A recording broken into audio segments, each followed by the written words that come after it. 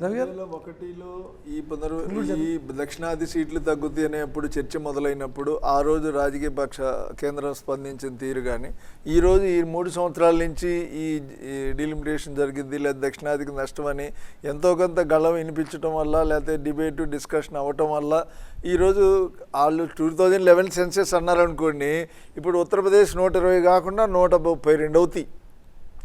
లేదు 2011 సెన్సస్ ప్రకారం కనుక చేసిన 27 అవుద్ది, 2011 సెన్సస్ ప్రకారం చేసిన ఇప్పుడు అనుకున్న 816 సీట్లు ఉన్న 621 గ్యాప్ ఇంకొక 50 సీట్లు పెరిగింది.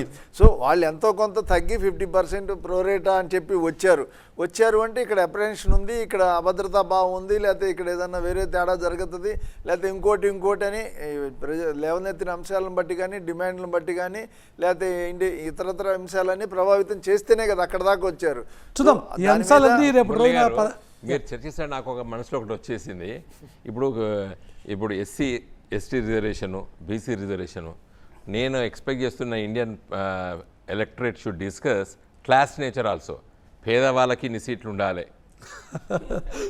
పార్లమెంట్లో, క్లాస్ నేచర్.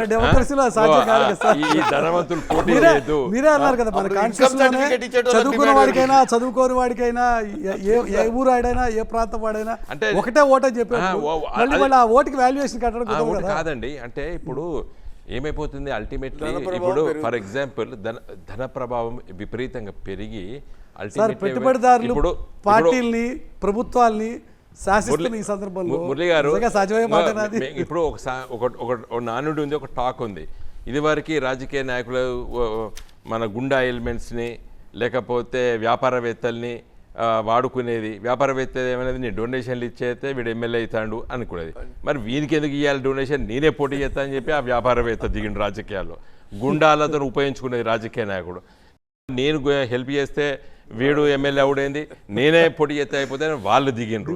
కాబట్టి నా ఉద్దేశం ఏంటంటే ప్రజల కోసము, పేద ప్రజల కోసము, సంక్షేమం కోసము ఆలోచించేటువంటి రాజకీయ నాయకులు కూడా ఆవిర్భవించే విధంగా చర్చలు ఉంటే బాగుంటుందని నా అభిప్రాయం. 16, 17, 18 తేదీలో పార్లమెంట్లో ఏం జరగబోతోంది, ఉత్తర భారతం దక్షిణ భారతం విషయంలో న్యాయం చేసే విధంగా అక్కడ ఏ రకమైనటువంటి ఇంబ్యాలెన్స్ రాకుండా జాగ్రత్తలు తీసుకుంటూ ఈ చట్ట సవరణ డిలిమిటేషన్ జరుగుతుందా, మహిళలకి ఖచ్చితంగా న్యాయం జరగాల్సిన అవసరం ఉంది.